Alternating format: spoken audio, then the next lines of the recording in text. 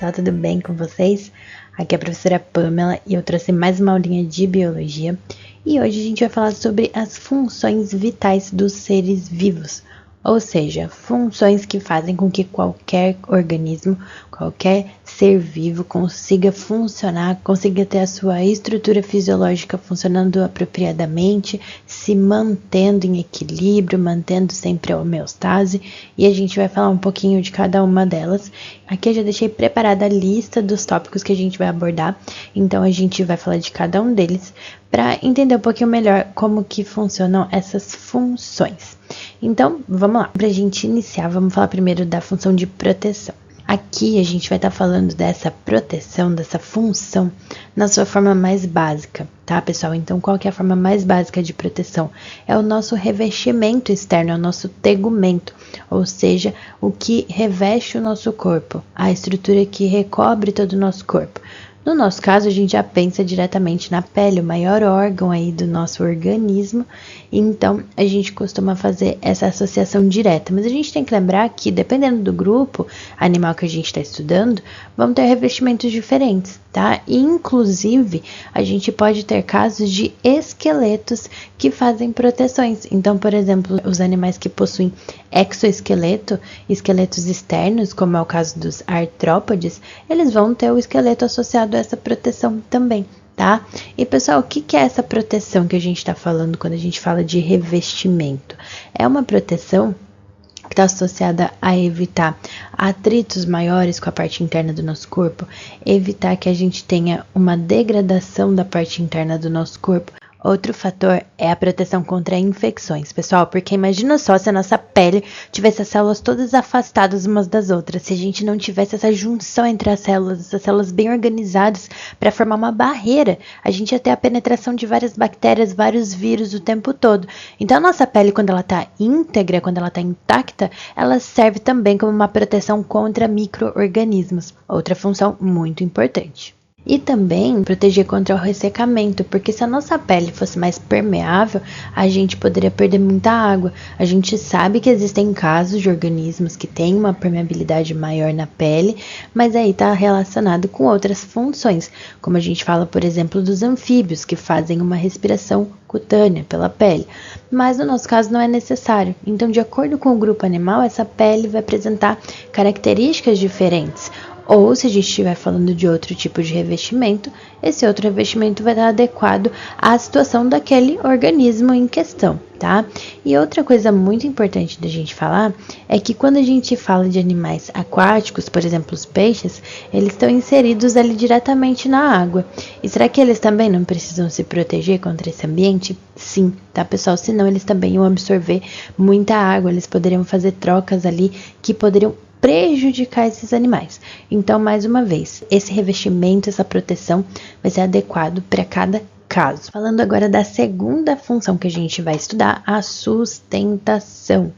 Pessoal, sustentação, ela vai ser mediada principalmente pelo esqueleto e pelos músculos. Então, quando a gente fala dessa função aqui, a gente vai estar falando muito desses dois sistemas, sistema esquelético e sistema muscular. Pessoal, como que vai funcionar isso? O que é essa sustentação? É a manutenção do nosso corpo, do nosso organismo, na sua forma apropriada. A postura, a estrutura, a organização das suas partes, tudo isso tem uma forma apropriada de se manter. E é essa sustentação que fornece essa característica. Como que a gente vai ter esse funcionamento? Os ossos vão dar um grande suporte, então a gente vai ter aí o esqueleto num papel bem importante, mas a musculatura também. A musculatura ela vai atuar junto com os ossos, ali fazendo os mecanismos de alavanca, fazendo as articulações funcionarem da maneira adequada. Então também é muito importante. Daí a gente tem que pensar em mais alguns fatores aqui. Quando a gente fala de esqueleto, a gente pode ter um endoesqueleto, um esqueleto interno, como é o nosso caso, né? E a gente pode ter também um esqueleto externo. A gente não, né? Mas outros animais podem ter exoesqueleto, um esqueleto externo que recobre ali o corpo.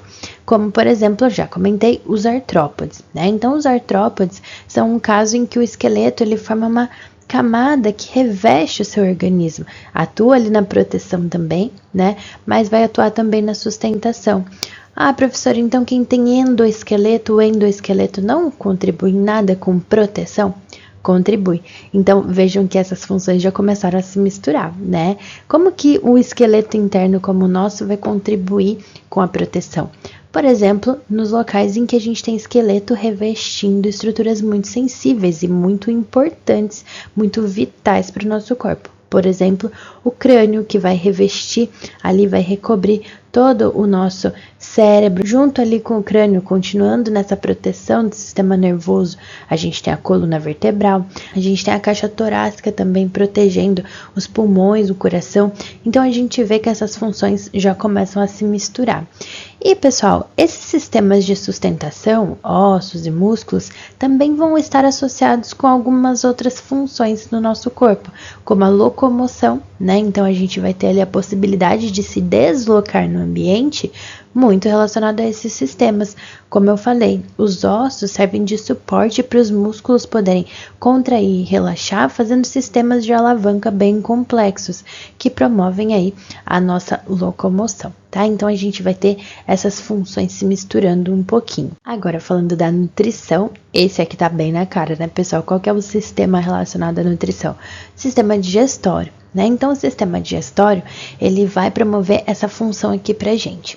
Pessoal, quando a gente fala de nutrição, é muito importante a gente pensar em como que esse ato de se nutrir interfere no nosso funcionamento.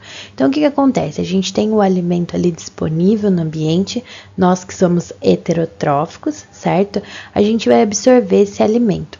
Só que quando a gente pega esse alimento, inicialmente ele está numa forma macroscópica, tá? Em macromoléculas, em partes muito grandes para serem absorvidas por cada célulazinha do nosso corpo. Então, o que a gente tem que fazer lá no sistema digestório? Quebrar essas moléculas grandes, essas macromoléculas, em micromoléculas, em partículas menores. E como que a gente faz isso? Pelos processos de digestão. A gente vai ter a quebra mecânica, começando lá com os dentes, com a mastigação. A gente já começa a ter enzimas trabalhando nesse alimento. Esse alimento, conforme passa pelos diversos órgãos aqui do sistema digestório, também recebem outras enzimas, além do que já é liberado ali na boca, né? Então, pessoal, tudo isso vai fazer com que esse alimento que estava com macromoléculas se torne alimento que está em micromoléculas, em moléculas que as nossas células conseguem captar e aproveitar, porque afinal de contas, a nutrição é uma função que ela precisa ali trazer esses nutrientes para todas as nossas células. Não adianta chegar só em uma parte do corpo, não, ela tem que alcançar o corpo inteiro. Por quê? Porque os nutrientes, junto com o oxigênio, que é da próxima função que a gente vai falar, vão nos fornecer energia, vão fazer com que o nosso corpo tenha energia para funcionar. E isso é muito essencial para a nossa vida. Então a gente precisa primeiro, antes de mais nada, quebrar essas moléculas grandonas em moléculas pequenininhas para que elas sejam absorvidas lá no nosso intestino e depois consigam alcançar todas as nossas células. Agora, falando da função da respiração, pessoal, a respiração também é uma das funções mais fáceis de relacionar. A gente vai estar falando aqui então do nosso sistema respiratório, né? Então, o sistema respiratório vai ser responsável por essa atividade. Mas, quando a gente usa a palavrinha respiração, ela pode ser aplicada em dois contextos muito relacionados, mas que ainda assim são dois contextos. Quando a gente fala de respiração, a gente pode estar se referindo à troca gasosa que acontece ali nos pulmões. Então, a gente inspira, absorve o ar e vai captar o oxigênio e a gente expira, eliminando o gás carbônico. Isso é uma forma de se definir a respiração, por essa troca gasosa ou hematose, que é a troca de gases entre o nosso corpo e o ambiente. Mas a gente também pode falar que respiração é a respiração que acontece lá na célula, a respiração celular. E nesse caso, pessoal, o que vai ser essa respiração celular? É aquela função que vai acontecer lá nas mitocôndrias de produção de energia. Agora, por que está muito relacionado? Porque isso só vai acontecer se o nosso organismo tiver oxigênio e nutrientes. Então, está tudo muito relacionado. Então, respiração pode ser essa de dentro da célula ou o que acontece lá nos nossos pulmões na troca gasosa. Nossa próxima função de excreção, essa função ela vai ser exercida ali principalmente pelo sistema excretor ou sistema urinário, em que os rins vão fazer a filtragem do sangue para remover moléculas que são tóxicas. E aí, pessoal, a excreção, no nosso caso, né, a gente vai eliminar ali pela urina e a gente vai ter uma função muito relacionada com isso, que é a homeostase. A homeostase, pessoal, ela pode ser definida como a capacidade de um organismo se manter em equilíbrio interno, manter uma constância interna. Por que que isso é importante? Porque o nosso corpo, ele precisa de certas características para funcionar. Então, precisa ter concentrações de materiais de uma determinada forma, algum material precisa estar numa concentração X, outro precisa estar um pouquinho menos, um pouquinho mais, enfim. A gente tem ali a nossa composição que precisa ser mantida para que a gente funcione bem. E o sistema excretor vai ser essencial nisso. Por quê? Porque lá, através dessa filtragem do sangue, a gente elimina materiais que precisam ser eliminados, que estão em excesso, que são tóxicos para o nosso corpo, e inclusive eles saem diluídos na água, que também vai ser eliminada ali em uma proporção de acordo com quanto a gente tem ali disponível sobrando no nosso corpo, tá? Então a excreção também vai ser essencial para o nosso funcionamento. Agora, falando da próxima função, função da circulação, a gente vai ter aqui essa função sendo exercida pelo nosso sistema circulatório. Coloquei aqui o coração para representar, né, mas o sistema circulatório, incluindo aí todos os vasos que o compõem, né? Pessoal, a circulação, no nosso caso, vai ser feita por esse sistema. Em alguns animais vai ser feito pela própria água que circula no seu corpo. Então, quando a gente fala de poríferos, né, de esponjas e de equinodermos, que tem a circulação da água ali contribuindo para sua fisiologia muito diretamente, a circulação vai ficar como responsabilidade da água.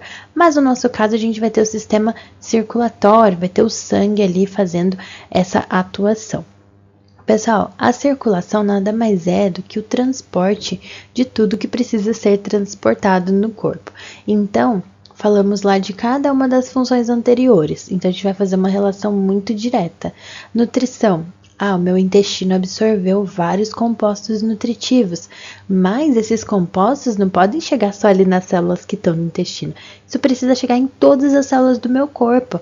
Como que esse material, como que esse alimento, esse nutriente vai chegar nas minhas células? Pelo sistema circulatório, com o sangue ali sendo bombeado pelo coração.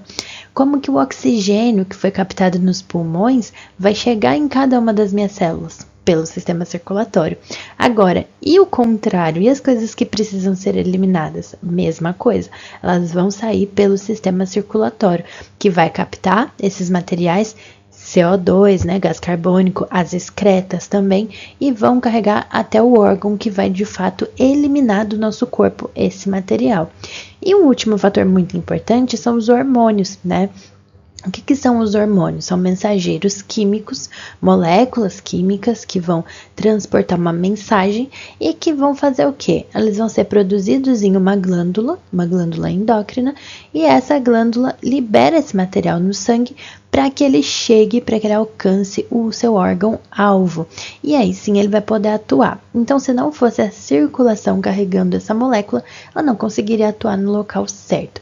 Então, a circulação vai estar associada aí, com todos os outros sistemas que a gente estudou. Assim como todos os outros, né? Tá tudo interligado no final das contas. Pessoal, agora falando da integração. A integração, o nome já diz, né? É essa integração entre todos os sistemas, essa coordenação dos sistemas para que eles funcionem, para que eles se ajudem e possam promover ali um funcionamento completo do organismo. Como eu já fui comentando com vocês, as funções elas se misturam, elas se embaralham ali no funcionamento do corpo, porque a gente precisa de todas elas e elas funcionam em conjunto, né? Uma consegue interferir na outra. Mas aqui na integração, a gente vai falar principalmente de dois sistemas que acabam comandando, coordenando diversas funções do nosso corpo. Então, a gente vai ter o sistema nervoso, que vai comandar ali por meio dos nossos impulsos nervosos, né? Aquele impulso com a liberação de neurotransmissores que vão promover alguma alteração no nosso corpo, vão fazer com que funções vitais continuem acontecendo, mesmo as involuntárias, em que a gente não está ativamente fazendo com que elas sejam exercidas. E a gente vai ter também um outro sistema muito importante para isso, que é o sistema endócrino. Acabei de falar para vocês dos nossos hormônios, né? Então, o sistema endócrino, aqui representado pela glândula tireoide, mas o sistema endócrino, na verdade, ele contém várias glândulas, não só essa tireoide, né? Mas várias glândulas que vão produzir diversos hormônios, e esses hormônios, sendo mensageiros químicos, como eu falei, eles também acabam comandando ali funções de diversos órgãos, atuando como reguladores. Então, esses dois sistemas em conjunto vão interferir em todos os outros, mas como eu já falei algumas vezes, todos eles agem de maneira combinada entre si. Bom, pessoal, espero que vocês tenham gostado dessa aula, uma aula curtinha, prática, simples. Se tiver dúvidas, podem deixar nos comentários. Me sigam também nas redes sociais, não esqueçam de se inscrever, de curtir e até a próxima. Tchau!